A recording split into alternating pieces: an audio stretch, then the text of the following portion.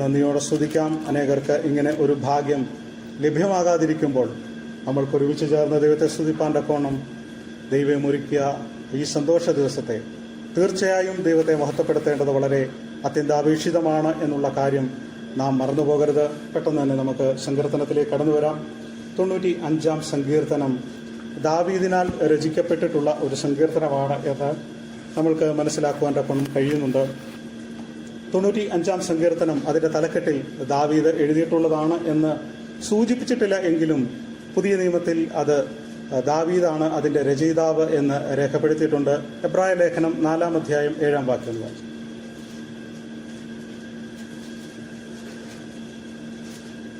എബ്രായ ലേഖനം 4-ാം അധ്യായം 7-ാം വാക്യം.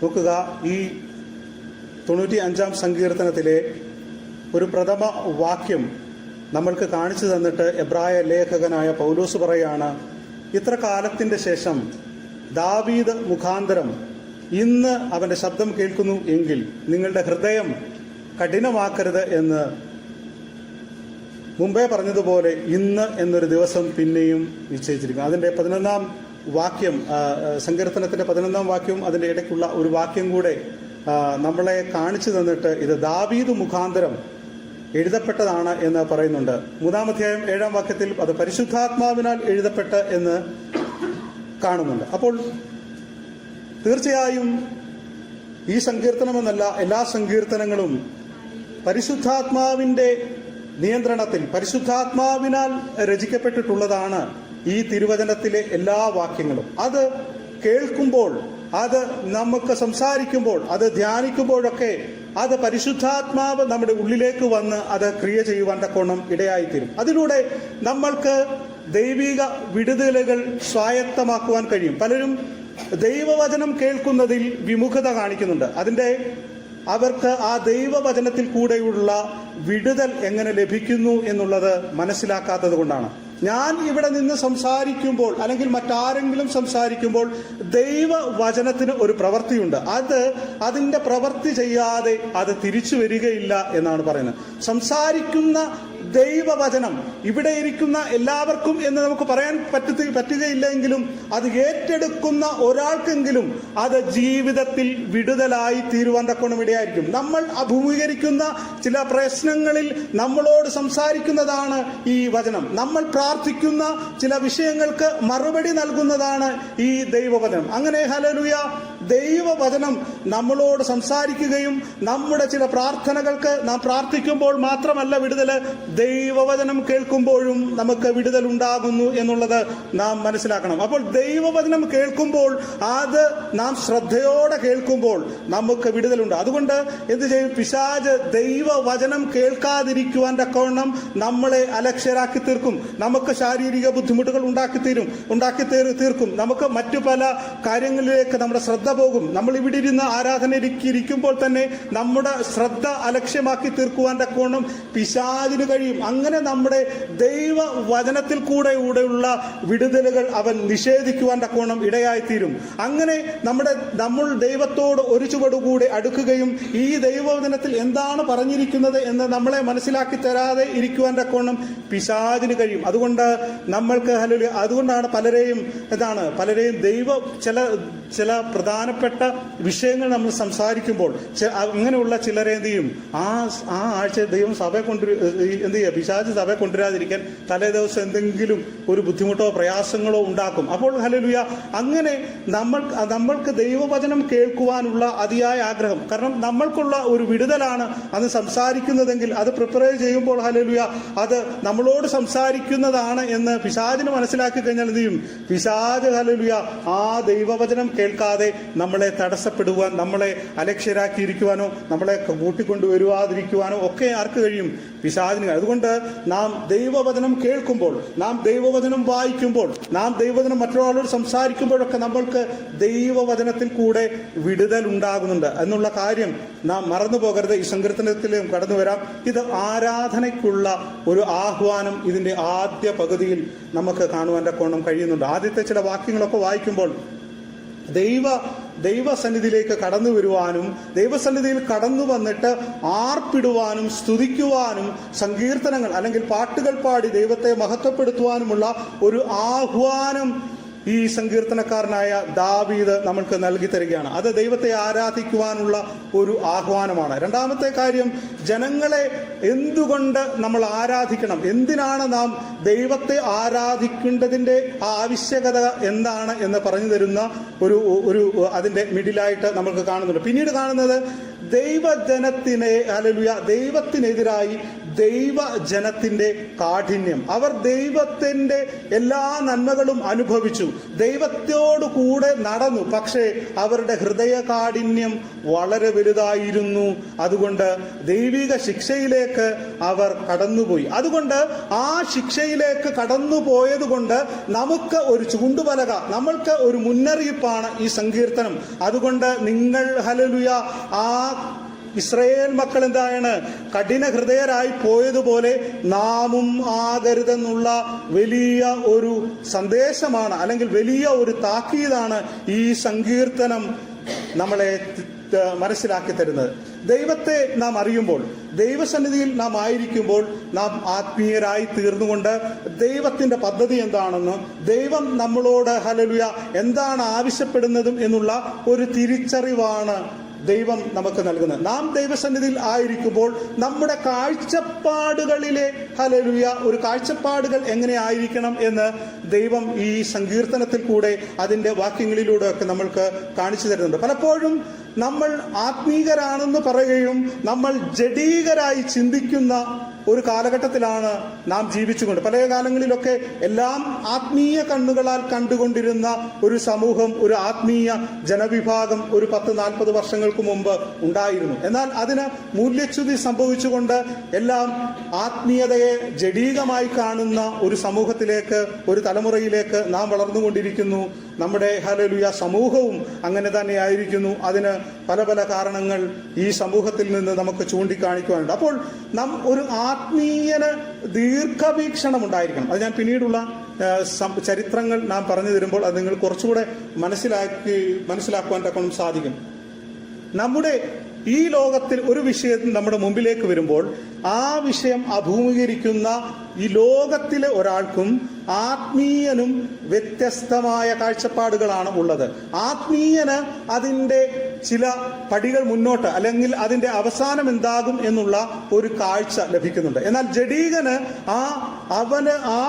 അവനിപ്പോൾ നിൽക്കുന്ന ആ പൊസിഷൻ മാത്രമേ അവൻ അറിയുകയുള്ളൂ. അതിന്റെ മുമ്പിലേക്ക് ഒരു ചുവട് എങ്ങനെ വെക്കണം, ആ ഇരുട്ടിന്റെ അവസ്ഥയിലേക്ക് എങ്ങനെ ഒരു ചുവട് വെക്കണം എന്ന് അവന് തിരിച്ചറിയാതെ പോകുന്ന അവസ്ഥകളുണ്ട്. അപ്പോൾ ആത്മീയനായ ഒരാൾക്കും ആത്മീയനല്ലാത്ത ഒരാൾക്കും ദൈവത്തെ വിളിക്കുന്നവർക്ക് തന്നെ രണ്ട് കാഴ്ചകളുണ്ട്. ആത്മീയരായിട്ടുള്ളവരുമുണ്ട്, ദൈവത്തെ വിളിക്കുമ്പോൾ തന്നെ ആത്മീയതയിൽ നിന്നുകൊണ്ട് ജഡീകമായ കാഴ്ചകളിലേക്കും പോകുന്നവരുണ്ട്. അങ്ങനെയുള്ളവരെ നമ്മൾക്ക് ഹല്ലേലൂയ ഈ സങ്കീർത്തനത്തിൽ കൂടെ നമ്മൾക്ക് കാണുവാൻ തക്കോണം കഴിയുന്നുണ്ട്. 95-ാം സങ്കീർത്തനത്തിന്റെ 1-ാം വാക്യം.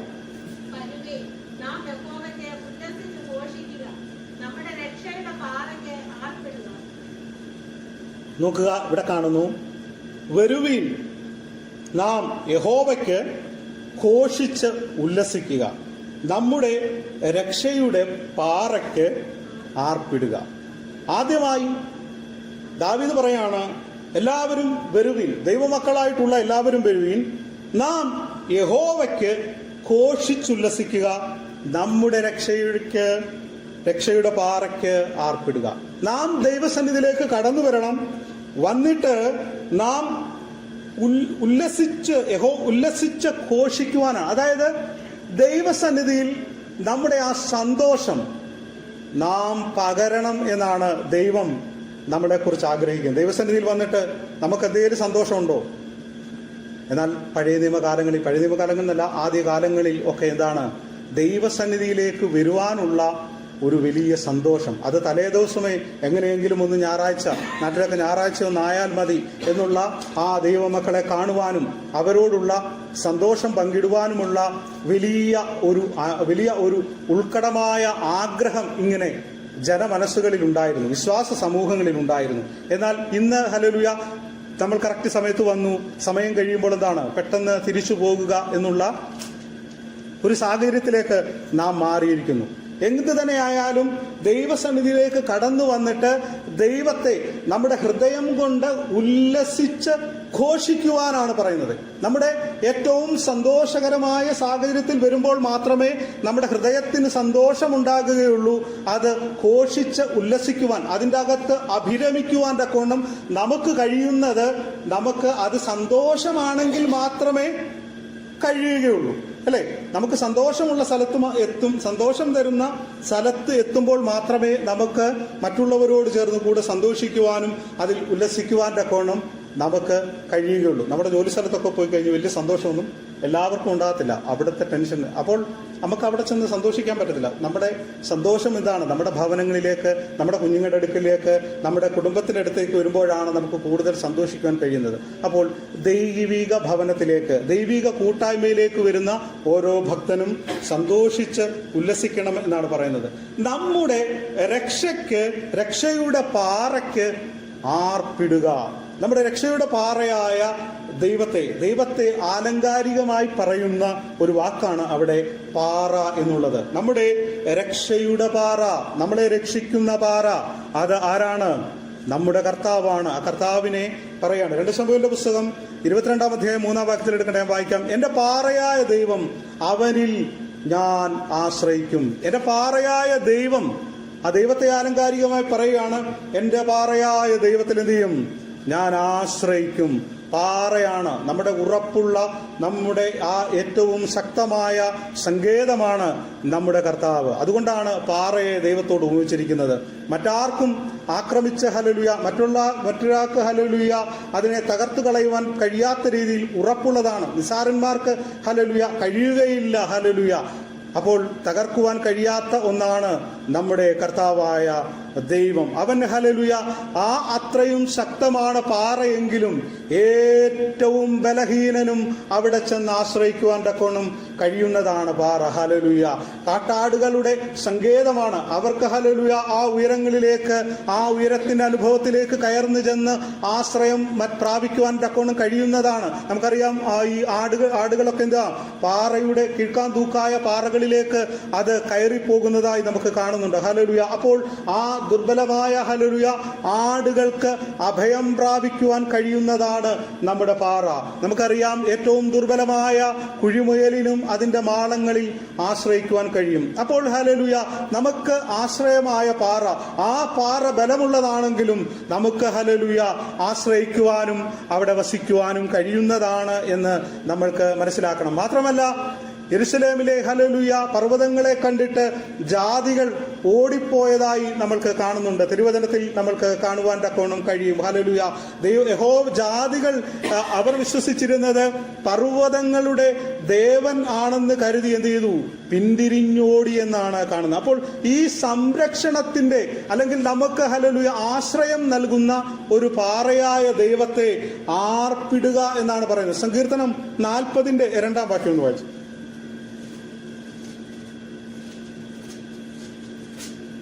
40-ാം സങ്കീർത്തനം 2-ാം വാക്യം.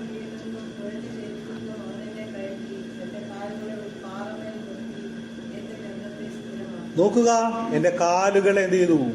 ഒരു പാറമേൽ നിർത്തി. അപ്പോൾ ഹല്ലേലൂയ സംരക്ഷണം. 61-ാം സങ്കീർത്തനം 2-ാം വാക്യം കൂടെ വായിച്ചേ. 61-ാം സങ്കീർത്തനം 2-ാം വാക്യം കൂടെ.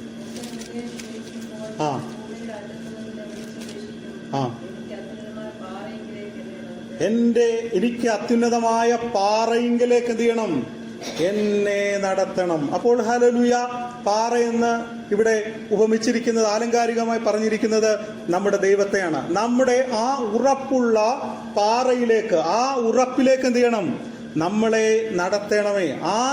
നമ്മളെ നടത്തുന്ന ആ ഉറപ്പുള്ള പാറയ്ക്ക് എന്ത് ചെയ്യുക? ആർപ്പിടുവാനാണ് സങ്കീർത്തനക്കാരനായ ദാവീദ് ഇവിടെ പറയുന്നത്. നമുക്ക് ഹല്ലേലൂയ 1 കൊരിന്ത്യർ ലേഖനം 10-ാം അധ്യായം 4-ാം വാക്യത്തിലേക്ക് വരുമ്പോൾ, ഒരേ ആത്മീക ആഹാരം തിന്നും, എല്ലാവരും ഒരേ ആത്മീയ പാനീയം കുടിച്ചും, അവരെ അനുഗമിച്ച ആത്മീയ പാറയിൽ നിന്നല്ലോ അവർ കുടിച്ചത്, ആ പാറ ക്രിസ്തുവായിരുന്നു. അതായത് പഴയ നിയമ ഇസ്രായേൽ മക്കൾ എന്ത് ചെയ്തു? അവർ എല്ലാവരും ഒരേ ആഹാരം കഴിച്ചു, എല്ലാവരും ഒരേ പാനീയം കുടിച്ചു, അവരെ അനുഗമിച്ച പാറയിൽ നിന്നല്ലോ അവർ കുടിച്ചത്, ആ പാറ ക്രിസ്തുവായിരുന്നു. നമുക്ക് ഹല്ലേലൂയ ദാഹജലത്തിനു വേണ്ടി അവർ ഓടിയണഞ്ഞത്, ഹല്ലേലൂയ അവരുടെ ദാഹശമനത്തിനു വേണ്ടി, അവരുടെ ആഹാരത്തിനു വേണ്ടി അവർ ഓടിയണഞ്ഞത് ക്രിസ്തുവാകുന്ന പാറമേലായിരുന്നു. നമുക്കറിയാം, വലിയ പാറ കാണുന്നിടത്ത് ആരും വെള്ളത്തിന് ചെല്ലുമോ? ഇല്ല. വലിയൊരു കുന്ന് കണ്ട്, വലിയൊരു പാറ കണ്ടിട്ട്, വലിയൊരു മലയിൽ വലിയൊരു പാറ കണ്ടിട്ട് നാം അവിടേക്ക് വെള്ളത്തിന് വേണ്ടി ഓടി ചെല്ലുമോ? ഒരിക്കലുമില്ല. വലിയ ചൂടാണ്. നമ്മുടെ ഒരു ബാബുമോൻ അവിടെ പാലക്കാട്ട് അവൻ കയറി ഇരുന്ന പോലെ അവിടെ കയറി ചൂട് കൊണ്ട് അവിടെ ഇരിക്കാമെന്നുള്ളതല്ലാതെ ഒരു രക്ഷയുമില്ല. എന്നാൽ ക്രിസ്തുവാകുന്ന പാറയിൽ, അല്ലെങ്കിൽ നമ്മുടെ കർത്താവാകുന്ന പാറയിൽ ഹല്ലേലൂയ നമ്മൾക്ക് ചെന്നാൽ ആ പാറയിൽ നിന്ന് എന്ത് ചെയ്യാൻ പറ്റും?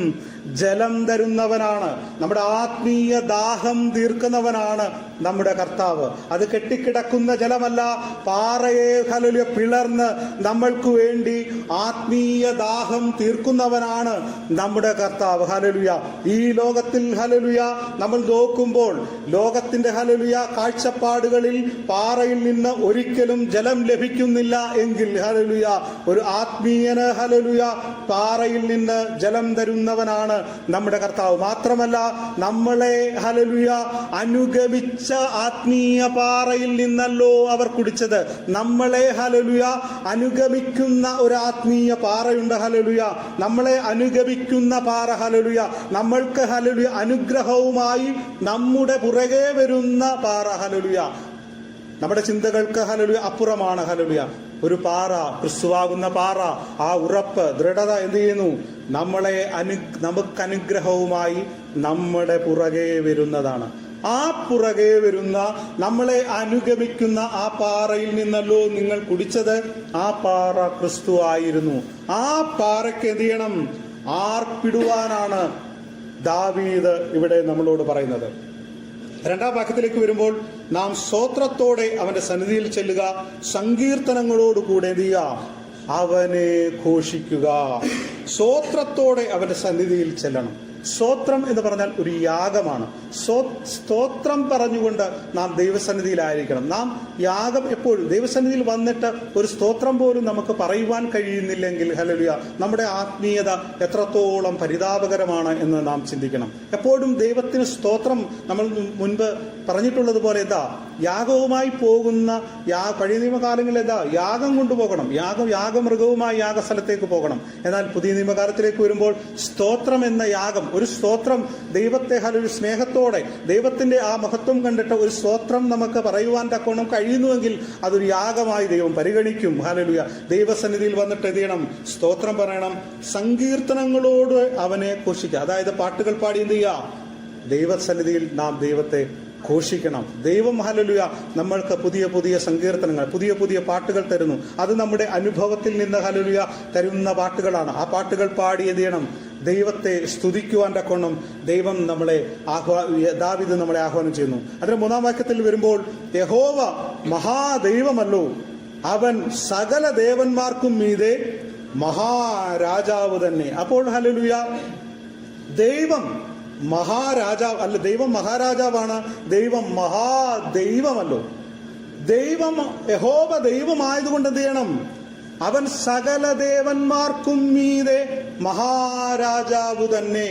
അപ്പോൾ ഹല്ലേലൂയ ദേവന്മാരുണ്ടോ എന്ന് നമുക്ക് ഒരു ചിന്ത വരും. ഈ ലോകത്തിൽ ഹല്ലേലൂയ ജാതികളായിട്ടുള്ളവർ അല്ലെ മറ്റു പലരും അവരുടെ ദേവന്മാരായി അനേകരെ പ്രതിഷ്ഠിക്കുന്നു. അങ്ങനെ അവർക്ക് ചില ദൈവങ്ങളുണ്ട്. കണ്ണു കാണാത്ത, ജീവനില്ലാത്ത, ഒരു ഹല്ലേലൂയ പ്രതികരണവുമില്ലാത്ത അനേക ദേവന്മാരുണ്ട്.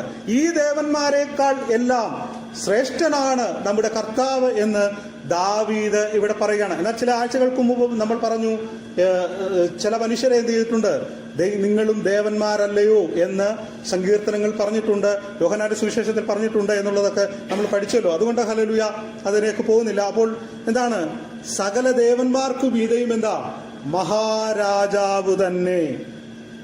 പിന്നെ പറയാണ്, ഭൂമിയുടെ അധോ ഭാഗങ്ങൾ അവന്റെ കയ്യിലാകുന്നു, പർവ്വതങ്ങളുടെ ശിഖരങ്ങളും അവനുള്ളവ തന്നെ. അപ്പോൾ ഈ ഭൂമിയിലുള്ളതെല്ലാം എന്താണ്?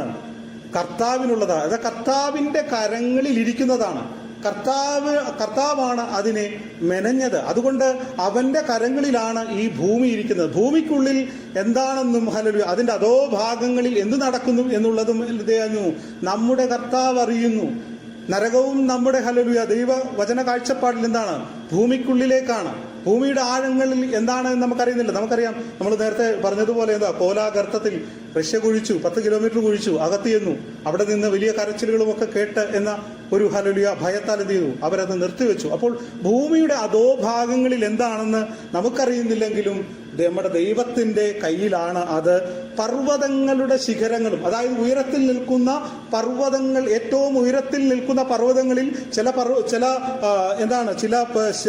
പർവ്വതങ്ങളുടെ ശിഖരങ്ങളും അവനുള്ളത്. അപ്പോൾ ഈ ഭൂമിയിലുള്ള എല്ലാറ്റിന്റെയും നിയന്ത്രണം, നമ്മുടെ അടുത്ത വാക്യോട് വായിക്കുമ്പോൾ സമുദ്രം അവനുള്ളത്, അവൻ അതിനെ ഉണ്ടാക്കി, കരയെയും അവന്റെ കൈകൾ മെനഞ്ഞിരിക്കുന്നു. അപ്പോൾ ഈ ഭൂമി എന്താണ്? മുഴുവനായി നമ്മുടെ കർത്താവിന്റെ കരങ്ങളിലാണ് എന്നാണ് സങ്കീർത്തനക്കാരനായ ദാവീദ് പറഞ്ഞത്. 6-ാം വാക്യം വീണ്ടും ആഹ്വാനം ചെയ്യുകയാണ്, വരുവിൻ നാം വണങ്ങി നമസ്കരിക്ക, നമ്മെ നിർമ്മിച്ച യഹോവയുടെ മുമ്പിൽ മുട്ടുകുത്തുക.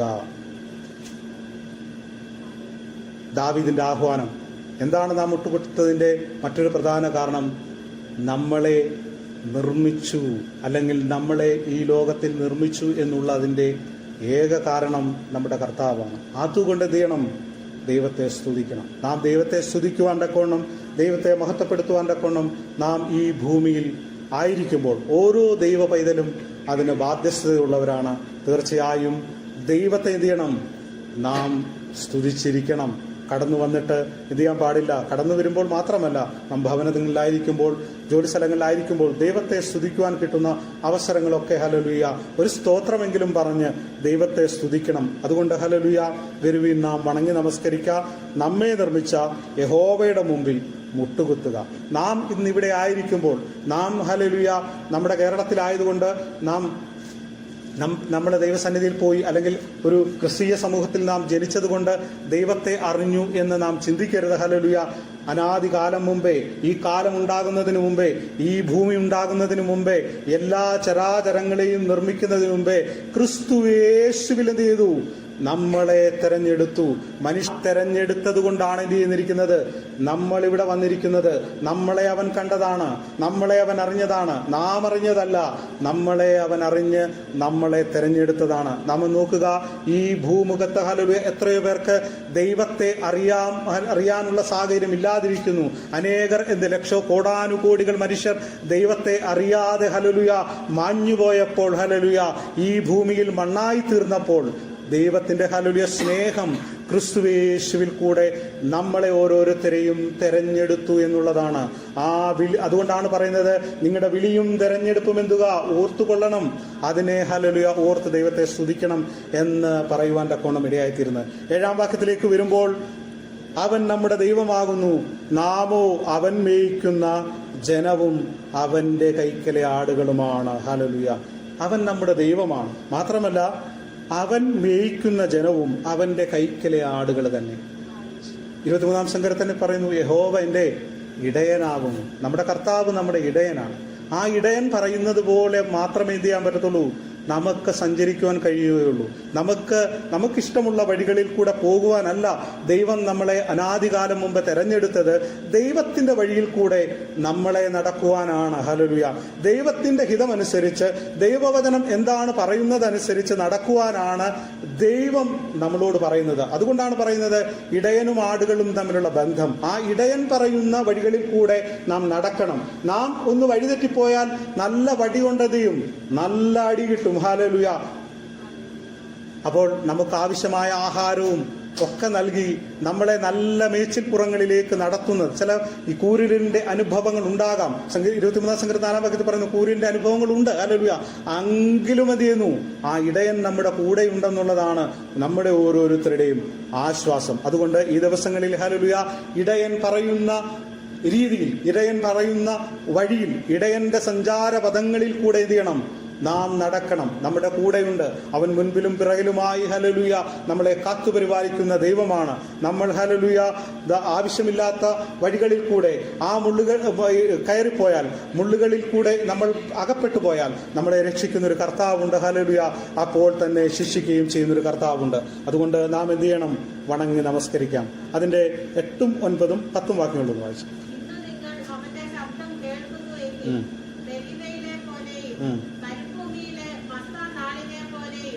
നിങ്ങളുടെ ഹൃദയത്തെ കഠിനമാക്കരുത്. അവിടെ വെച്ച് നിങ്ങളുടെ പിതാക്കന്മാർ എന്നെ പരീക്ഷിച്ചു. എന്റെ പ്രവൃത്തി അവർ കണ്ടിട്ടും എന്നെ ശോധന ചെയ്തു. 40 ആണ്ട് എനിക്ക് ആ തലമുറയോട് നീരസം ഉണ്ടായിരുന്നു. അവർ തെറ്റിപ്പോകുന്ന ഹൃദയമുള്ള ഒരു ജനമെന്നും എന്റെ വഴികളെ അറിഞ്ഞിട്ടില്ലാത്തവരെന്നും ഞാൻ പറഞ്ഞു.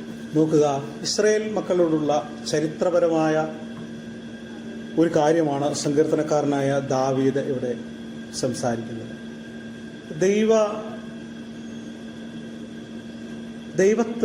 ദൈവം മിസ്രൈമിൽ നിന്ന് വിടുവിച്ചു കൊണ്ടുവന്ന ഒരു ജനവിഭാഗമാണ് ഇസ്രായേൽ മക്കൾ. നമുക്കറിയാമല്ലോ. എന്നാൽ ഇവർക്ക് അത്ഭുതങ്ങളും അടയാളങ്ങളും ഒക്കെ നൽകി, ആവശ്യമായിരിക്കുന്ന ആഹാരവും ജലവും എല്ലാം നൽകി ഇവരെ കൊണ്ടുവന്ന് അവർക്ക് വാഗ്ദത്ത നാട്ടിലേക്ക് കൊണ്ടുവരുമ്പോൾ, പക്ഷേ ഇവർ ദൈവ വഴികളിൽ കൂടെയാണ് നടക്കുന്നതെങ്കിലും അവർ പലപ്പോഴും അവരുടെ ഹൃദയം കഠിനമാക്കി ദൈവത്തെ പരീക്ഷിച്ചതായി നമ്മൾക്ക് കാണുന്നുണ്ട്. വലിയ മിസ്രൈമിന്റെ പീഡനത്തിൽ നിന്ന് ദൈവം അവരെ രക്ഷിച്ചു. ചാട്ടവാറുകളുടെ അടിയിൽ നിന്ന് ദൈവം അവരെ രക്ഷിച്ചു. നല്ല ആഹാരം ലഭ്യമാകാതിരുന്ന അവസ്ഥയിൽ നിന്ന്, എന്നും അടിമകളുടെ അവസ്ഥ നമ്മൾക്ക് ഹല്ലേലൂയ പലപ്പോഴും അറിവുള്ളതാണ്. ഒരു അടിമത്ത ജീവിതം നയിച്ച ഒരു ജനവിഭാഗത്തെ ദൈവം മോശയാൽ ആ മിസ്രൈമിൽ നിന്ന് കനാൻ നാട്ടിലേക്ക് കൊണ്ടുവരികയാണ്. എന്നാൽ ഇവർ വഴിനീളെ ദൈവത്തിന്റെ നന്മ അനുഭവിച്ചിട്ടും ഇത് ചെയ്തു. ഇവർ അവരുടെ ഹൃദയങ്ങളെ കഠിനമാക്കി ദൈവത്തെ പ്രത്യക്ഷത്തിലും പരോക്ഷത്തുമായും ദൈവത്തെ നിന്ദിക്കുവാനും ദൈവത്തിനെതിരെ കുറ്റം പറയുവാനും അവർ തുനിഞ്ഞു. അതുകൊണ്ട് 40 ആണ്ട് ആ മരുഭൂമിയിൽ അവർ അകപ്പെട്ടു പോയി എന്ന് നമ്മൾക്ക് കാണുവാൻ തക്കവണ്ണം കഴിയുന്നു. അതിൻ്റെ ഒരു പ്രത്യേകത, മോശ എന്ന ആ നേതാവ് അവൻ ആത്മീയ കാഴ്ചപ്പാടുള്ളവനായിരുന്നു. ആത്മീയ ദർശനങ്ങളോടുകൂടിയാണ് ദൈവം അവനോട് പറഞ്ഞ വഴികളിൽ കൂടെ, ആ നിയന്ത്രണത്തിൽ കൂടി, ആത്മീയ കാഴ്ചപ്പാടോടുകൂടി അവനെന്ത് ചെയ്തു? ഈ ജനത്തെ നയിച്ചു കൊണ്ടുപോകുമ്പോൾ ആത്മീയത നഷ്ടമാക്കിയ, അല്ലെങ്കിൽ ആത്മീയ അന്ധത ബാധിച്ച 20 ലക്ഷം വരുന്ന ജനവിഭാഗവും ആ കൂട്ടത്തിലുണ്ടായിരുന്നു. മോശയും ചില വ്യക്തികളും മാത്രം, മോശ, യോശുവ, കാലേബ്, മോശയുടെ സഹോദരനായ അഹരോൻ, മിരിയാം, അങ്ങനെ ഒരു ചെറിയ വിഭാഗം മാത്രം ആത്മീയ കാഴ്ചപ്പാടുകളുമായി ഈ 20 ലക്ഷം വരുന്ന ഇസ്രായേൽ മക്കളുമായി നടന്നു നീങ്ങുമ്പോൾ അതിന്റെ 99.9% എന്താണ്? ആത്മീയ കാഴ്ചപ്പാടില്ലാത്ത, ആത്മീയ ദർശനങ്ങൾ ഹല്ലേലൂയ ഇല്ലാത്ത ഇസ്രായേൽ ജനമായിരുന്നു എന്ന് നമ്മൾക്ക് കാണുവാൻ കഴിയുന്നുണ്ട്. അപ്പോൾ ഇവിടെ നമ്മൾ കാണുന്നത് ആത്മീയതയും അനാത്മീയതയും തമ്മിലുള്ള വലിയ ഒരു പ്രതിസന്ധിയാണ് ഇസ്രായേൽ മക്കളെ നമ്മൾക്ക് ഈ 3 വാക്യങ്ങളിൽ കൂടെ നമ്മൾക്ക് കാണുവാൻ സാധിക്കുന്നത്. ഈ 3 വാക്യങ്ങൾ ഇതിന്റെ പശ്ചാത്തലം എന്ന് പറയുന്നത് പുറപ്പാട് പുസ്തകം അതിന്റെ 14, 15, 16, 17 അധ്യായങ്ങളാണ്. നമുക്ക് വരാം. പുറപ്പാട് പുസ്തകം 14-ാം അധ്യായം അതിന്റെ 11-ാം വാക്യത്തിലേക്ക് വരാം. ഈ ചെങ്കടൽ തീരത്ത് വന്നിട്ട് അവരങ്ങനെ ചെങ്കടൽ കടക്കുവാൻ റെഡിയായിരിക്കുമ്പോൾ, അല്ലെങ്കിൽ അവിടെ വന്നിട്ട് എന്താണ് ചെയ്യേണ്ടതെന്ന് ഇസ്രായേൽ മക്കൾക്ക് അറിയത്തില്ല. മോശയ്ക്ക് അറിയാം ദൈവം അവരെ രക്ഷിക്കുമെന്ന്, ദൈവം പറയുന്ന വഴിയിൽ കൂടെ പോകണം. എങ്ങനെ ഇരിക്കുമ്പോഴാണ് മിസ്രൈമ്യർ ആയുധധാരികളായി വലിയ സൈന്യമായി അവരുടെ അടുക്കലേക്ക് പാഞ്ഞെടുക്കുന്നത്. അപ്പോൾ ഇസ്രായേൽ മക്കൾ ചോദിക്കുന്ന ഒരു ചോദ്യമാണ്, അവർ മോശയോട്, മിസ്രൈമിൽ ശവക്കുഴികൾ ഇല്ലാഞ്ഞിട്ടാണോ നീ ഞങ്ങളെ മരുഭൂമിയിൽ മരിപ്പാൻ കൂട്ടിക്കൊണ്ടുവന്നത്? നീ ഞങ്ങളെ മിസ്രൈമിൽ നിന്ന് പുറപ്പെടുവിച്ചതിനാൽ ഞങ്ങളോട് ഈ ചെയ്തത് എന്ത്? മിസ്രൈമ്യർക്ക് വേല ചെയ്യുവാൻ ഞങ്ങളെ വിടേണം. അപ്പോൾ പറയാണ്, നീ എന്തിനാണ് ഞങ്ങളെ കൊന്നുകളയുവാനാണോ ഇവിടെ കൊണ്ടുവന്നത്? ഞങ്ങൾ എന്ത് ചെയ്തോളാം, ഞങ്ങൾക്ക് രക്ഷ വേണ്ട, ഒന്നും വേണ്ട, ഞങ്ങൾ വീണ്ടും പോയി എവിടെ ചെയ്തോളാം, ഈജിപ്തിൽ പോയി അല്ലെങ്കിൽ മിസ്രൈമിൽ പോയി എന്ത് ചെയ്യാം, ഞങ്ങൾ വേല ചെയ്തോളാം, ഞങ്ങളെ എങ്ങനെയെങ്കിലും ഇവിടെ അങ്ങ് വിട്ടേക്ക എന്ന് മോശയോട് പറയുകയാണ്. നോക്കുക, ദൈവമാണ് വിളിച്ചിറക്കിയത്, അത്ഭുതങ്ങൾ പലത് ചെയ്തു, ഇല്ലേ? 78-ാം സങ്കീർത്തനം 13-ാം വാക്യത്തിൽ അവിടെ പറയുന്നുണ്ട്,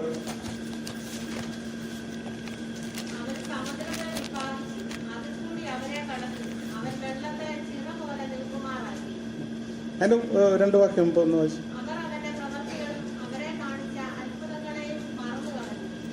78-12.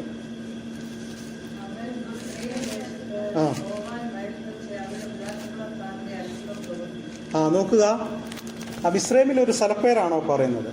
ആ സ്ഥലത്ത് എന്ത് ചെയ്തു?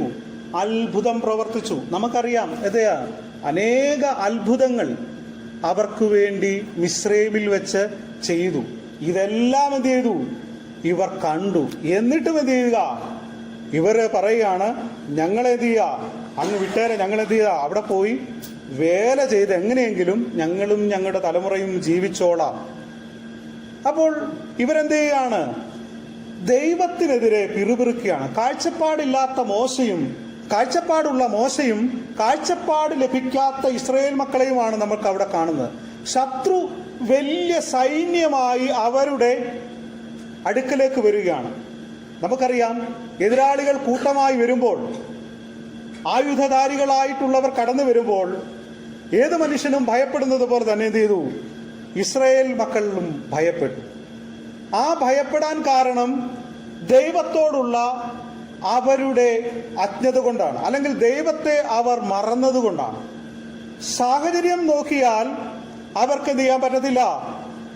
ഈ ആത്മീയ കാഴ്ചപ്പാടില്ലാത്തവർക്ക് എന്ത് ചെയ്യുക? സാഹചര്യങ്ങൾ നോക്കുമ്പോൾ ആ യുദ്ധസന്നാഹങ്ങളെ മാത്രമേ എന്ത് ചെയ്യാൻ പറ്റത്തുള്ളൂ, കാണുവാനായി കഴിയുകയുള്ളൂ.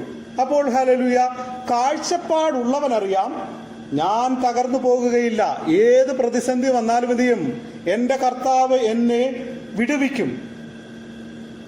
നോക്കുക, ശത്രു പാഞ്ഞു വരുന്നത് ഇസ്രായേൽ മക്കളെ നശിപ്പിക്കുവാനാണ്. എന്നാൽ അവിടെ മോശ പറയുന്നു, എന്താണ് പറയുന്നത്? ഇന്ന് നിങ്ങൾക്ക് വേണ്ടി ആര് യുദ്ധം ചെയ്യും?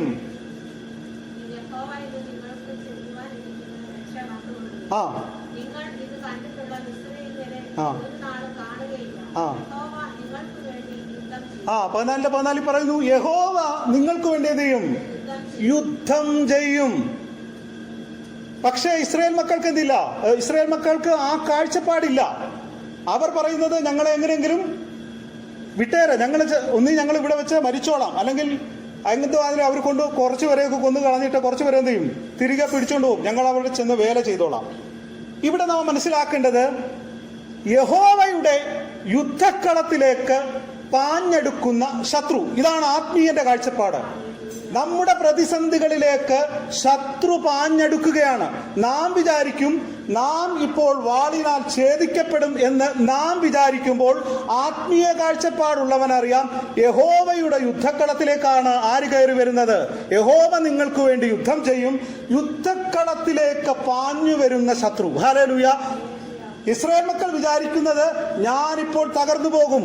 ആത്മീയൻ വിശ്വസിക്കുന്നു, ഹല്ലേലൂയ, ഇത് യഹോവ തീർത്ത യുദ്ധക്കളമാണ്. ഈ യുദ്ധക്കളത്തിലേക്ക് പാഞ്ഞു വരുന്ന ശത്രുവിന്റെ പൊടി പോലും കാണുകയില്ല എന്ന് ആത്മീയന് തിരിച്ചറിയാം. ഇതാണ് രണ്ട് കാഴ്ചപ്പാടുകൾ. ആത്മീയ ദൈവജനമാണ്, ദൈവം വിടുവിച്ചു കൊണ്ടുവന്നവനാണ്. പക്ഷെ അവന്റെ കാഴ്ചപ്പാടുകൾ എന്താണ്?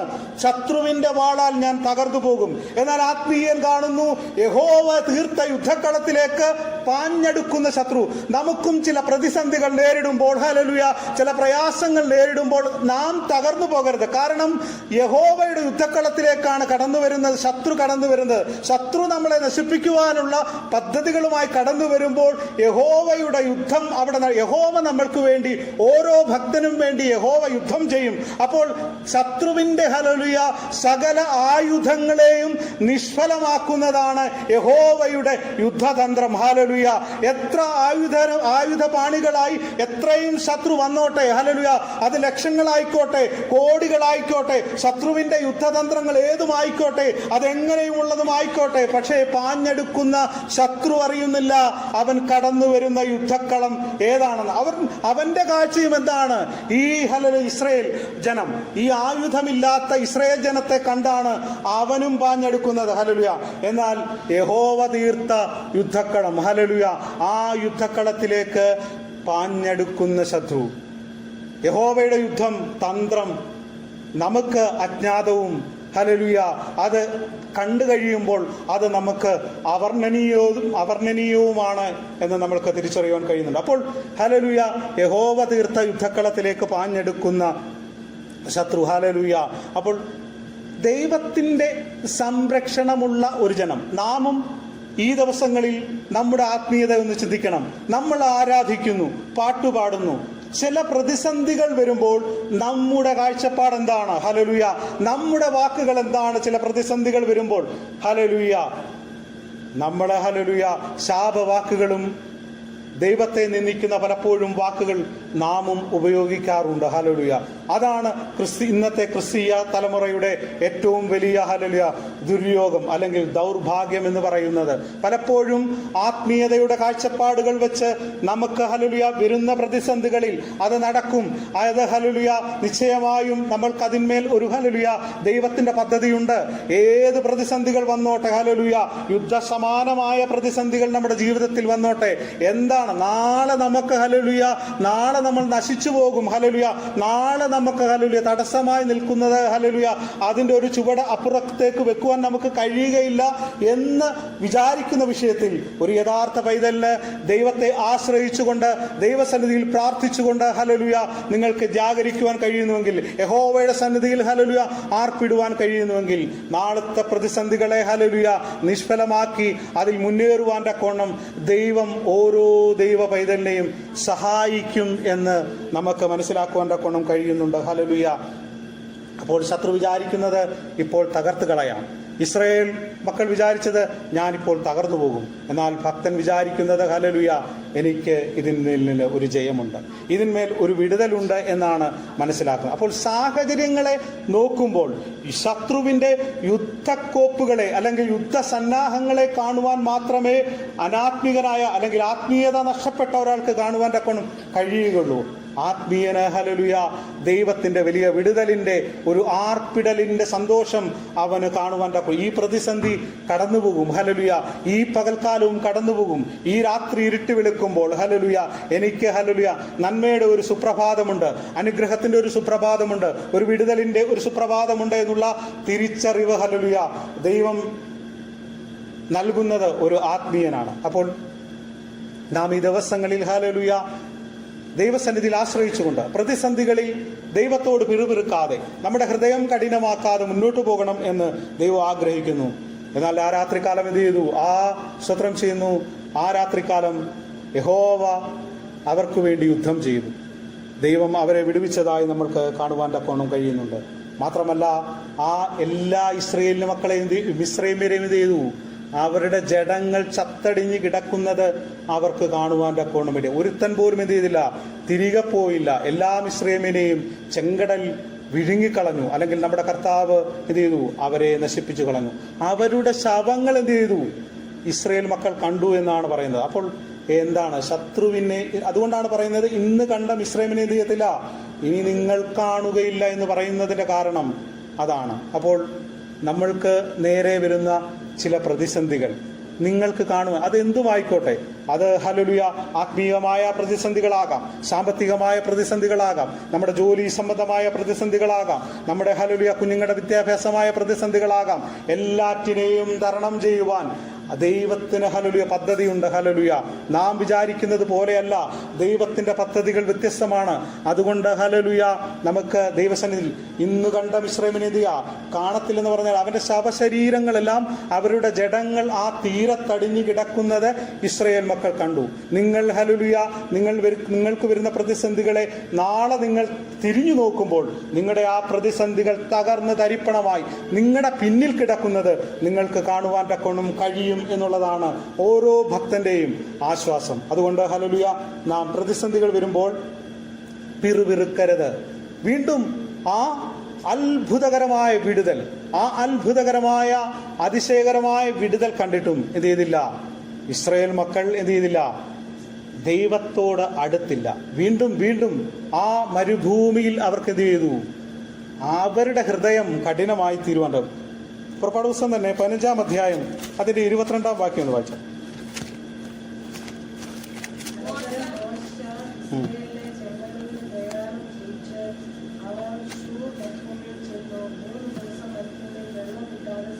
നോക്കുക, അനന്തരം മോശ ഇസ്രായേലിനെ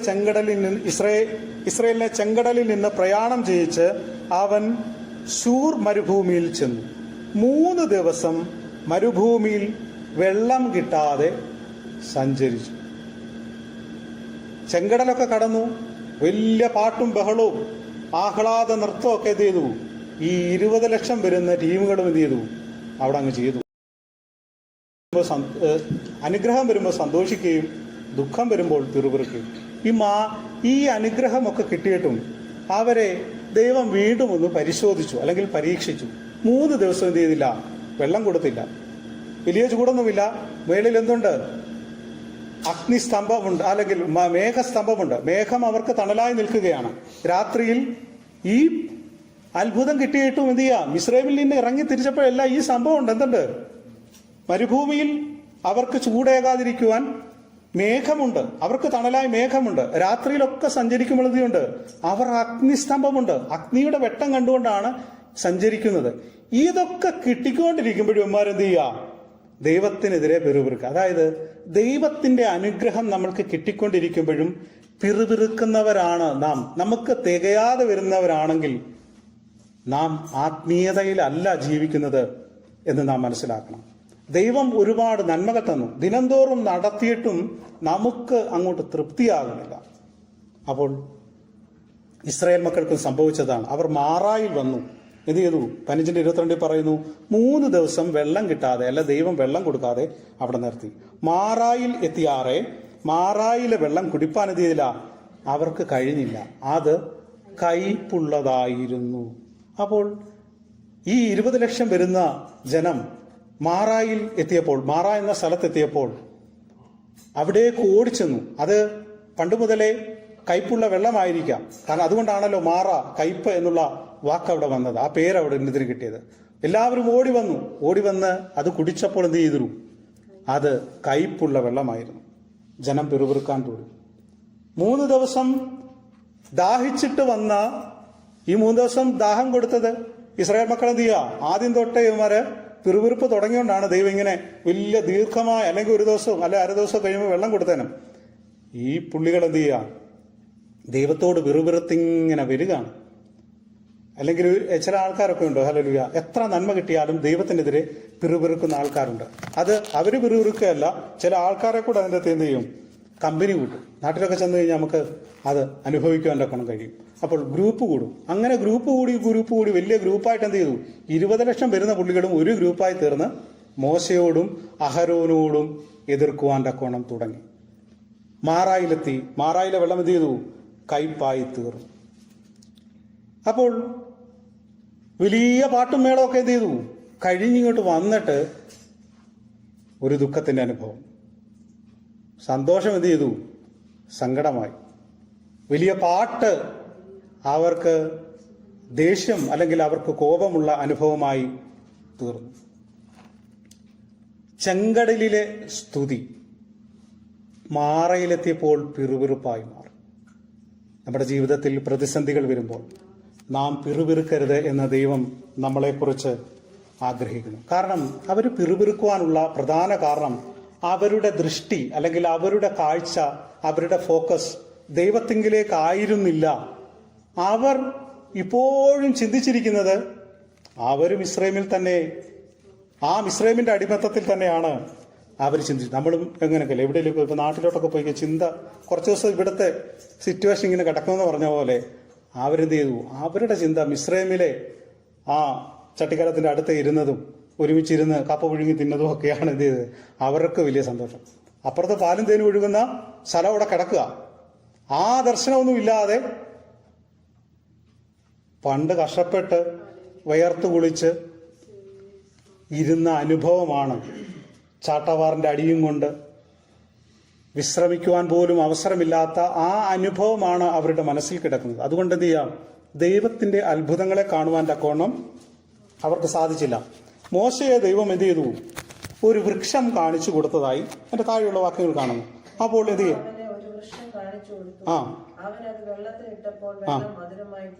നോക്കുക, ഒരു വൃക്ഷം കാണിച്ചു കൊടുത്തു, അവൻ അതിനെ വെള്ളത്തിലിട്ടപ്പോൾ അത് മധുരമായി തീർന്നു. കയ്പിന്റെ അനുഭവങ്ങളിൽ നാം നിൽക്കുമ്പോൾ, നമ്മുടെ പ്രതിസന്ധികളാകുന്ന അനുഗ്രഹത്തിന് തടസ്സമായി നിൽക്കുന്ന മാറായുടെ അനുഭവങ്ങൾ വരുമ്പോൾ ദൈവത്തോട് ചോദിച്ചാൽ മാറായെ മധുരമാക്കുന്ന ദൈവം നമുക്കുണ്ട്. ഹല്ലേലൂയ. ദൈവമേ, ഈ മാറായുടെ അനുഭവം എന്നിൽ നിന്ന് മാറ്റണമേ എന്ന് പറഞ്ഞാൽ ദൈവം ചില കാഴ്ചകൾ, ചില വസ്തുക്കൾ, ചില ആത്മീയ ദർശനങ്ങൾ നമ്മളിലേക്ക് തരും. മാറായിൽ 20 ലക്ഷം വരുന്ന ജനത്തിനും അവിടെ കടന്നു വന്ന മോശ ഉൾപ്പെടെയുള്ള ആർക്കും അറിഞ്ഞില്ല ആ വൃക്ഷം എന്ത് ചെയ്തില്ല, വെട്ടിയിട്ടാൽ മധുരമാകുമെന്നറിഞ്ഞില്ല. ദൈവം തരുന്ന ചില കാഴ്ചകൾ, ചില സന്ദേശങ്ങൾ നമുക്ക് നമ്മുടെ കയ്പിന്റെ അനുഭവങ്ങളെ മധുരമുള്ളതാക്കാനാണ്. ചില കാഴ്ചകൾ ഹല്ലേലൂയ ദൈവം നമുക്ക് കാണിച്ചു തരും. ചില കാഴ്ചകൾ ദൈവം നമ്മളിൽ നിന്നും മറച്ചു വെക്കും. ആ കയ്പിന്റെ അനുഭവത്തിൽ നിന്നും അനുഗ്രഹത്തിന്റെ ഒരു വശം എപ്പോഴുമുണ്ട്. അനുഗ്രഹത്തിന്റെ കാര്യം നമ്മുടെ തൊട്ടരികെയുണ്ട്. നമ്മൾക്ക് പ്രതിസന്ധിയാണ്, പ്രയാസമാണ്, പ്രശ്നങ്ങളാണ്. അങ്ങനെ നിൽക്കുമ്പോഴും നമുക്കൊരു സന്തോഷത്തിന്റെ അനുഭവം നമ്മുടെ തൊട്ടരികിലുണ്ട്. പക്ഷേ നമ്മൾക്ക് പലപ്പോഴും അത് കാണാൻ കഴിയാത്തത് കൊണ്ട് ആ കയ്പിന്റെ അനുഭവത്തിലേക്ക് അതിന് മധുരമാക്കുവാൻ കൊണ്ട് നമുക്ക് എന്ത് ചെയ്യുന്നില്ല, കഴിയാതെ വരുന്നുണ്ട്. അതുകൊണ്ടാണ് ഹല്ലേലൂയ മോശയോട് ദൈവം കാണിച്ചു കൊടുത്തത്. 20 ലക്ഷം വരുന്നവരും ആരും എന്ത് ചെയ്തില്ല, ആ വൃക്ഷത്തെക്കുറിച്ച് അവർക്കറിവില്ലായിരുന്നു. അന്ന് വരെയുള്ള ആർക്കും അറിയില്ലായിരുന്നു. ദൈവം അതിനു മുമ്പേ ഈ ജനത്തിനു വേണ്ടി അവിടെ ഒരു വൃക്ഷം ഹല്ലേലൂയ അവിടെ സൃഷ്ടിച്ചു, അല്ലെങ്കിൽ വളർത്തി. ആ വൃക്ഷത്തെ വെട്ടിയിടുവാൻ പറഞ്ഞു. അത് വെട്ടിയിട്ടപ്പോൾ എന്ത് ചെയ്തു, അത് മധുരമായി തീർന്നു. ചില കാഴ്ചകൾ ദൈവം നമുക്ക് തരുന്നതാണ്. ഹല്ലേലൂയ. നമ്മൾക്ക് തൊട്ടരികിൽ അനുഗ്രഹമുണ്ട്, അല്ലെങ്കിൽ അടുക്കൽ വിടുതലുണ്ട്. പക്ഷെ എന്ത് ചെയ്യാൻ പറ്റുന്നില്ല, നമ്മൾക്കത് കാണുവാൻ തക്കോണം കഴിയുന്നില്ല. നമുക്കറിയാം, ഹാഗാർ എന്ത് ചെയ്തു, പൈതലുമായി മരുഭൂമിയിൽ ചെന്നു. അവൾക്ക് കുഞ്ഞിനെ അവിടെ ഇട്ടിട്ട് എന്ത് ചെയ്തു, ഒരു അമ്പിൻപാട് അവിടെ മാറിയിരുന്നു, കരഞ്ഞു. അവൾ ദൈവത്തോട് നിലവിളിച്ചപ്പോൾ എന്ത് ചെയ്തു, അവൾക്ക് ഹല്ലേലൂയ ജലം കാണിച്ചു കൊടുത്തു, ഒരു നീരുറവ കാണിച്ചു കൊടുത്തു. തൊട്ടരികിൽ നീരുറവയുണ്ട്, എന്നാൽ നമ്മുടെ എന്ത് ചെയ്യില്ല, കാഴ്ചകൾ മങ്ങിയിരിക്കുന്നു. അല്ലെങ്കിൽ ഹല്ലേലൂയ അതിന്റെ ആ സമയം നമ്മളിലേക്ക് അടുത്തു വന്നിട്ടില്ല. ആ മധുരത്തിന്റെ അനുഭവം, ആ ജലമെന്ന അനുഗ്രഹം തൊട്ടരികിലുണ്ട്. അല്ലെങ്കിൽ ഹല്ലേലൂയ തൊട്ടരികിലുണ്ട്. ദൈവത്തോട് നാം നിലവിളിക്കുമ്പോൾ ആ തൊട്ടരികിലുള്ള അനുഗ്രഹത്തെ നമ്മൾക്ക് കാണിച്ചു തരുന്ന ദൈവമുണ്ട്. അത് ഒരു ഭക്തന് പ്രാർത്ഥിക്കുമ്പോൾ, ഏത് പ്രതിസന്ധി ആയിക്കോട്ടെ, പ്രയാസമായിക്കോട്ടെ, പ്രശ്നങ്ങളായിക്കോട്ടെ, അല്ലെങ്കിൽ നമ്മുടെ ജീവിതത്തിലെ ഏതെങ്കിലും ഒരു പ്രതിസന്ധി ഘട്ടത്തിൽ മാറായുടെ അനുഭവം നമ്മുടെ ജീവിതത്തിൽ ഉണ്ടെങ്കിൽ നാം പ്രാർത്ഥിക്കുന്നുവെങ്കിൽ അതിനെ മധുരതരമാക്കുന്ന ഒരു കാര്യം എന്ത് ചെയ്യും, ദൈവം നമ്മൾക്ക് കാണിച്ചു തരും. അതിൽ കൂടെ എന്ത് ചെയ്യും, നമ്മുടെ ഈ പ്രതിസന്ധിയെ മധുരതരമാക്കുവാൻ തക്കോണം നമുക്ക് കഴിയും. നമ്മൾ നേരിടുന്ന ഓരോ പ്രതിസന്ധിയിലും നമുക്ക് ഹല്ലേലൂയ ഒരു പ്രതിവിധി എന്ത് ചെയ്തിട്ടുണ്ട്, ദൈവം. ദേശത്ത് വെച്ച് യഹോവയുടെ കയ്യാൽ മരിച്ചിരുന്നു എങ്കിൽ കൊള്ളാമായിരുന്നു. നിങ്ങൾ ഈ സംഘത്തെ മുഴുവനും പട്ടിണിയിട്ട് കൊല്ലുവാൻ ഈ മരുഭൂമിയിലേക്ക് കൂട്ടിക്കൊണ്ട് വന്നിരിക്കുന്നു എന്ന് പറഞ്ഞു. മാസത്തിലൊക്കെ ഒരു ഇറച്ചി കിട്ടിയാ കിട്ടി, അതും എല്ലും ഒക്കെ അമ്മമാർക്ക് കിട്ടുന്നു. അടിമപ്പണി ചെയ്യുന്നവൻ എന്നും ഇറച്ചി തിന്നുക എന്ന് പറഞ്ഞു കഴിഞ്ഞാൽ ചിന്തിക്കാൻ പറ്റൂ.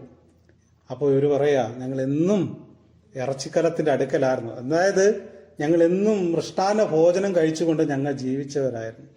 ഇഷ്ടിക കളത്തിൽ ഇഷ്ടിക ചുട്ട് അടികൊണ്ട് നടുവ് പൊളന്നു പോയ ആൾക്കാരാണ് ഇസ്രായേൽ മക്കൾ.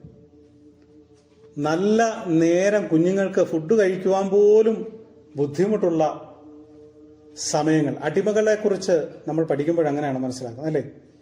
കൂലിയില്ല.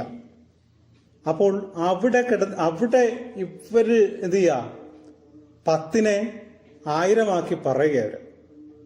വല്ലപ്പോഴും ആഹാരം കിട്ടി ശരിക്ക് ഭക്ഷണം കഴിക്കുവാൻ കഴിയാതിരുന്ന ഇവർ പറയാണ്, ഞങ്ങൾ എന്താ ഇറച്ചിക്കലത്തിന്റെ അടുക്കൽ ഇരിക്കുകയായിരുന്നു. അപ്പോൾ ദൈവത്തിന്റെ അഭിഷക്തനായ മോശയോട് എന്ത് ചെയ്യാ, ഇവര് പിറുപിറുക്കുകയാണ്.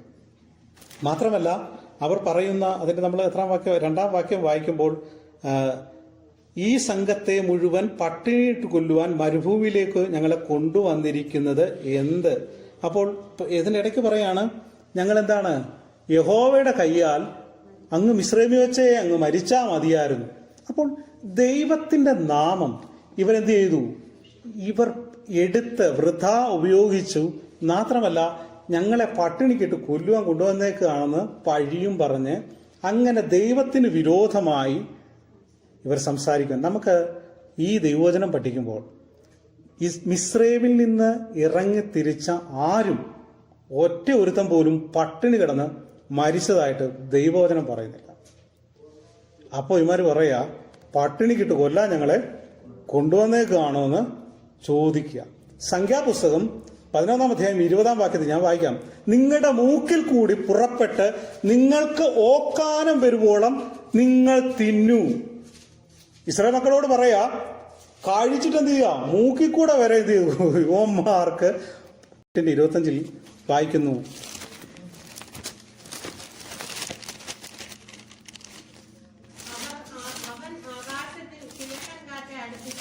തന്റെ ശക്തിയാൽ കിഴക്കൻ കാറ്റ് വരുത്തി. അവൻ അവർക്ക് പൊടി പോലെ മാംസത്തെയും കടൽപ്പുറത്തെ മണൽ പോലെ പക്ഷികളെയും വർഷിപ്പിച്ചു. നോക്കുക, കടൽപ്പുറത്തെ മണൽ പോലെ എന്ത് ചെയ്തു? അവർക്ക് ഭക്ഷിപ്പാൻ എല്ലാം കൊടുത്തു. എന്നിട്ടും എന്ത് ചെയ്തില്ല? ഇവര് കൊതിക്കൂറ് പറയുന്നവരായി തീർന്നു. ആകാശത്ത് നിന്ന് കിഴക്കൻ കാറ്റടുപ്പിച്ച് അതിന്റെ ശക്തിയാൽ കിഴക്കൻ കാറ്റ് വരുത്തി അവൻ അവർക്ക് പൊടി പോലെ മാംസത്തെയും കടൽപ്പുറത്തെ മണൽ പോലെയും പക്ഷികളെയും വർഷിപ്പിച്ചു. അങ്ങനെ ആഹാരം കൊടുത്തിട്ട് എന്ത് ചെയ്തു? ഇവര് പറയാണ്, ഞങ്ങൾക്കൊന്നും കഴിക്കാനില്ല, ഞങ്ങളെ ഇറക്കി തിരിച്ചു കൊണ്ടുവന്നിട്ട് ഞങ്ങൾക്കൊന്നുമില്ല എന്ന് പറഞ്ഞ് ദൈവത്തിനെതിരെ പിറുപിറുക്കാൻ തുടങ്ങി. 17-ാം അധ്യായത്തിലേക്ക് വരുമ്പോൾ ഈ 14 മുതൽ 17 വരെ അധ്യായങ്ങൾ ഇവന്മാരുടെ പിറുപിറുപ്പും പ്രശ്നങ്ങളുമാണ്. 17-ാം അധ്യായം അതിന്റെ 1 മുതൽ വായിക്കുമ്പോൾ, അനന്തരം ഇസ്രായേൽ മക്കളുടെ സംഘമെല്ലാം ഈ മരുഭൂമിയിൽ നിന്ന് പുറപ്പെട്ടു. യഹോവയുടെ കൽപ്പന പ്രകാരം ചെയ്ത പ്രയാണങ്ങളിൽ രഫീദീമിൽ എത്തി പാളയമിറങ്ങി. അവിടെ ജനത്തിന് കുടിക്കുവാൻ വെള്ളമില്ലായിരുന്നു. അതുകൊണ്ട് ജനം മോശയോട്, ഞങ്ങൾക്ക് കുടിക്കുവാൻ വെള്ളം തരിക എന്ന് കലഹിച്ചു പറഞ്ഞതിന് മോശ അവരോട്, നിങ്ങൾ എന്നോട് എന്തിന് കലഹിക്കുന്നു? നിങ്ങൾ യഹോവയെ പരീക്ഷിക്കുന്നത് എന്തേ എന്ന് പറഞ്ഞു.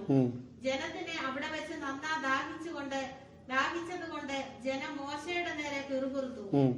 ഞങ്ങളും മക്കളും ഞങ്ങളുടെ മൃഗങ്ങളും ദാഹം കൊണ്ട് ചാകേണ്ടതിന് നീ ഞങ്ങളെ മിസ്രൈമിൽ നിന്ന് കൊണ്ടുവന്നത് എന്തിനെ എന്ന് പറഞ്ഞു. നോക്കുക, മിസ്രൈമിൽ നിന്ന് ഞങ്ങളും ഞങ്ങളുടെ തലമുറകളും ഞങ്ങളുടെ മൃഗങ്ങളും ഒക്കെ ചാകേണ്ടതിന് നീ എന്തിനാണ് മിസ്രൈമിൽ നിന്ന് ഞങ്ങളെ കൂട്ടിക്കൊണ്ടുവന്നത് എന്ന് ദൈവത്തോട്, അല്ലെങ്കിൽ ദൈവത്തിന്റെ ഭക്തനായ അല്ലെങ്കിൽ പ്രവാചകനായ മോശയോട് ഇവർ പിറുപിറുക്കുകയാണ്.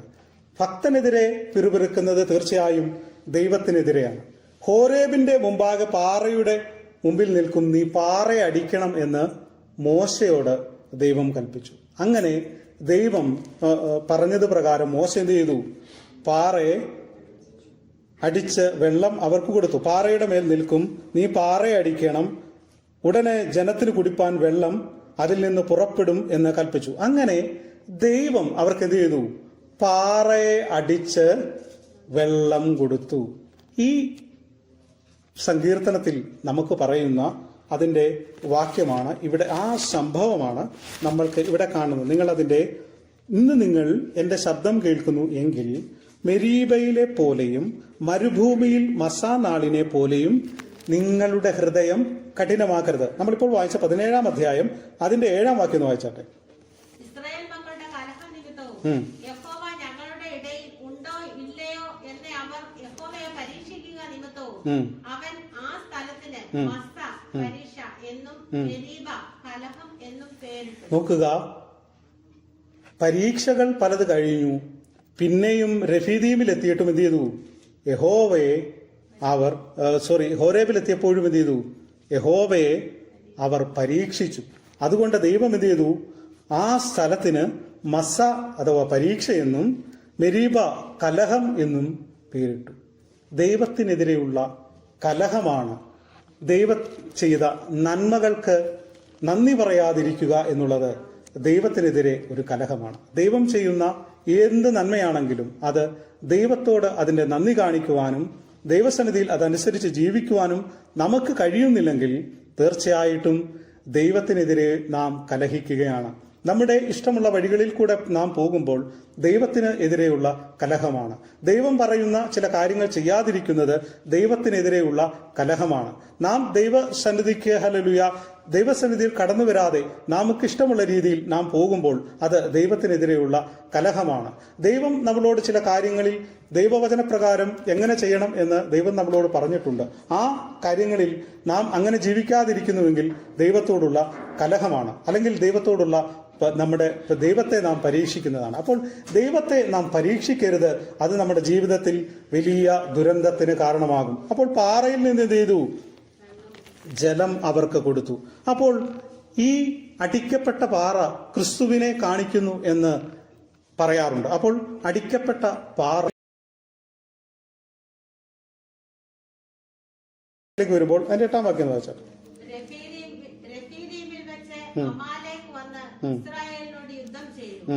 അപ്പോൾ മോശ യോശുവയോട് നീ ആളുകളെ തിരഞ്ഞെടുത്ത് പുറപ്പെട്ട് അമാലേക്കിനോട് യുദ്ധം ചെയ്യുക. നോക്കുക, ഇവിടെ ഈ രഫീദീമിൽ അല്ലെങ്കിൽ ഈ സ്ഥലത്ത് എന്ത് ചെയ്തു? ദൈവം അവർക്ക് പാറയെ അടിച്ച് വെള്ളം കൊടുത്തു. അപ്പോഴാണ് മരുഭൂമിയിൽ വെള്ളമുണ്ട് എന്ന് കേട്ടപ്പോൾ എന്ത് ചെയ്തു? ശത്രു പാഞ്ഞു വരിക. അവിടെ നിലയ്ക്കാത്ത പ്രവാഹമായി വെള്ളം ലഭിക്കുമ്പോൾ അമാലേക്യർ പാഞ്ഞു വരിക. നമ്മുടെ അനുഗ്രഹങ്ങൾ ചിലതുണ്ടാകുമ്പോൾ ആ അനുഗ്രഹത്തിൽ നാം മതിമറന്ന് നിൽക്കരുത്. ശത്രു കടന്നു വരും. നമ്മുടെ അനുഗ്രഹങ്ങളിലേക്ക് എന്ത് വരും? ശത്രു കടന്നു വരുവാനുള്ള സാധ്യതയുണ്ട്.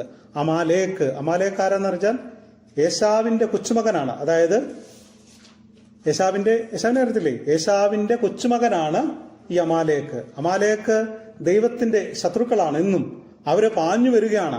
വെള്ളമുണ്ട്, അവിടെ ചെന്ന് എന്ത് ചെയ്യുക? അവിടെ ഈ ഇസ്രായേൽ മക്കളുണ്ട്, അവരെ തോൽപ്പിച്ചു കളഞ്ഞാൽ അവിടെ എന്നും വെള്ളം കിട്ടും. അവിടെ തമ്പടിച്ച് അവിടെ കൃഷി ചെയ്ത് അവിടെ അങ്ങനെ ജീവിക്കാം എന്ന് കരുതി അമാലേക്കർ പാഞ്ഞു വന്നു. അമാലേക്കരെ യുദ്ധത്തിൽ തോൽപ്പിച്ചതായി നമുക്ക് 17-ാം അധ്യായത്തിൽ കാണുവാൻ, നമുക്ക് വായിക്കാൻ സമയമില്ലല്ലോ, അങ്ങനെ കാണുവാൻ തക്കോണം കഴിയുന്നുണ്ട്. അപ്പോൾ ദൈവത്തോട് നാം അടുത്ത് ജീവിക്കണം. ദൈവത്തിനെതിരെ നാം ഇത് ചെയ്യാൻ പാടില്ല, പിറുപിറുക്കരുത്. ദൈവം തരുന്ന അനുഗ്രഹങ്ങളിൽ നാം മതിമറന്നു പോകാതെ ദൈവത്തെ സ്തുതിച്ചുകൊണ്ടിരിക്കണം. ശത്രു എവിടെയും കടന്നു വരുവാനുള്ള സാധ്യതയുണ്ട്. നമ്മുടെ അനുഗ്രഹങ്ങളിലേക്ക് ശത്രു കടന്നു വരുവാൻ തക്കോണം സാധ്യതയുണ്ട് എന്ന് നാം മനസ്സിലാക്കണം. 3-ാം അധ്യായം 7-ാം വാക്യത്തിൽ ഇങ്ങനെ വായിക്കുന്നു, ഞാൻ വായിക്കാമേ. അതുകൊണ്ട് പരിശുദ്ധാത്മാവ് അരുളി ചെയ്യുന്നു, ഇന്ന് നിങ്ങൾ എന്റെ ശബ്ദം കേൾക്കുന്നുവെങ്കിൽ മരുഭൂമിയിൽ വെച്ച പരീക്ഷാ ദിവസത്തിലെ മത്സരത്തിൽ എന്ന പോലെ നിങ്ങളുടെ ഹൃദയം കഠിനമാക്കരുത്. അവിടെ വെച്ച് നിങ്ങളുടെ പിതാക്കന്മാർ എന്നെ പരീക്ഷിച്ചു, 40 ആണ്ട് എന്റെ പ്രവർത്തികളെ കണ്ടിട്ടും എന്നെ ശോധന ചെയ്തു. അതുകൊണ്ട് എനിക്ക് ആ തലമുറയോട് നീരസം ഉണ്ടായി. അവർ എപ്പോഴും തെറ്റിപ്പോകുന്ന ഹൃദയമുള്ളവർ എന്നും എന്റെ വഴികളെ അറിയാത്തവർ എന്നും പറഞ്ഞു. അവർ എന്റെ സ്വസ്ഥതയിൽ പ്രവേശിക്കുകയില്ല എന്ന് ഞാൻ എന്റെ ക്രോധത്തിൽ സത്യം ചെയ്തു. അപ്പോൾ നമുക്ക് 78-ാം സങ്കീർത്തനം മുഴുവൻ വായിക്കുമ്പോൾ ഇസ്രായേൽ ജനത്തിന്റെ ആ നന്ദികേടിനെ നമ്മൾക്ക് സമയമില്ലാത്തത് കൊണ്ട് നമുക്ക് വായിക്കുവാൻ തക്കോണം സമയമില്ലല്ലോ, അതുകൊണ്ട് വായിക്കുന്നില്ല. 78-ാം സങ്കീർത്തനം നിങ്ങൾ വീട്ടിൽ പോയി ഒന്ന് വായിക്കുന്നത് നല്ലതായിരിക്കും. അപ്പോൾ ഈ മസാ നാളിനെ അതായത് ആ കലഹം ദൈവസന്നിധിയിൽ ഉണ്ടാകും. അതായത് ദൈവത്തെ പരീക്ഷിക്കരുത്. ദൈവത്തിന് എതിരെ പിറുപിറുക്കുന്നത് പരീക്ഷയാണ്. അപ്പോൾ അതിങ്ങനെ ചെയ്യരുത് എന്നാണ് ദൈവം പറയുന്നത്. അതിന്റെ 13-ാം വാക്യത്തിൽ 78-ാം സങ്കീർത്തനം 13-ാം വാക്യത്തിൽ പറയുന്നു, അവൻ സമുദ്രത്തെ വിഭാഗിച്ച് അതിൽ കൂടി അവരെ കടത്തി, വെള്ളത്തെ ചിറ പോലെ നിർത്തുമാറാക്കി. പകൽ അവർക്ക് മേഘവും രാത്രി അവർക്ക് അഗ്നിപ്രകാശവും കൊണ്ട് നടത്തി. നോക്കുക, ഈ അനുഗ്രഹങ്ങളെല്ലാം ചെയ്തിട്ടും എന്ത് ചെയ്തു? അവർ ദൈവത്തെ കുറ്റം പറഞ്ഞു. അതിന് നമ്മൾ വായിച്ച സങ്കീർത്തനം 95-ാം സങ്കീർത്തനത്തിന്റെ 9-ാം വാക്യത്തിലേക്ക് വരുമ്പോൾ, അവിടെ വച്ച് നിങ്ങളുടെ പിതാക്കന്മാർ എന്നെ പരീക്ഷിച്ചു, എന്റെ പ്രവൃത്തി അവർ കണ്ടിട്ടും എന്നെ ശോധന ചെയ്തു. നോക്കുക, ദൈവത്തിന്റെ പ്രവൃത്തി കണ്ടിട്ടും എന്ത് ചെയ്തു? ദൈവത്തെ ശോധന ചെയ്യുന്നു. അതായത് നന്മകൾ ദൈവം തന്നിട്ടും ദൈവത്തെ വീണ്ടും അവിശ്വസിക്കുന്നത് അവരുടെ കുറ്റമായി ദൈവം പറയുകയാണ്. നോക്കുക, അങ്ങനെയെങ്കിൽ ഈ ദിവസങ്ങളിൽ നാം നമ്മുടെ ജീവിതത്തെ ഒന്ന് പരിശോധിക്കണം.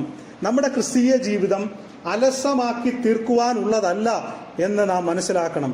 നമ്മുടെ ക്രിസ്തീയ ജീവിതം, നാം രക്ഷിക്കപ്പെടുന്നത് മുതൽ നമ്മുടെ അവസാന നിമിഷം വരെ ഏറ്റവും ശ്രദ്ധയോടുകൂടെ ജീവിക്കണം എന്ന് നാം മനസ്സിലാക്കണം.